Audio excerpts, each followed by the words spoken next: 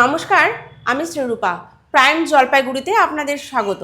এক অভিনব কায়দায় টোটো চুরির কৌশল করেছিল চোরেরা, কিন্তু পুলিশের তৎপরতায় তা বানচাল হয়ে গেল।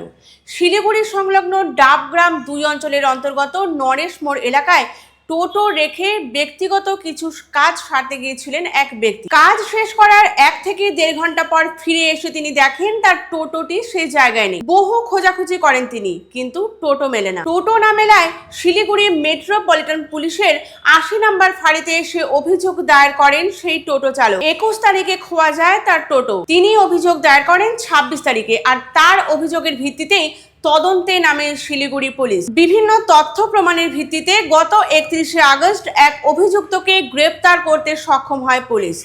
জানা যায় ধৃতের নাম ইন্দ্র দাস, তার বাড়ি শিলিগুড়ির ফল বাজার এলাকায়। তাকে জিজ্ঞাসাবাদ করার পর বেরিয়ে আসে আর এক অভিযুক্তের নাম। ইস্টার্ন বাইপাসের কানকাটা মোড় সংলগ্ন এলাকায় একটি পরিত্যক্ত ঘেরা জায়গা থেকে উদ্ধার করা হয় সেই টোটোটি। জানা যায় মূল অভিযুক্তের নাম জগন্নাথ। এই জগন্নাথ হলেন সেই ব্যক্তি যার টোটোতে করে সেই চুরি যাওয়া টোটোটি নিয়ে যাওয়ার ব্যবস্থা করেছিল অভিযুক্তেরা। বৃহস্পতিবার ধৃতদের জলপাইগুড়ি আদালতে তোলা হয়, আর সেই জগন্নাথের খোঁজে এখনো চলছে জোর তল্লাশি।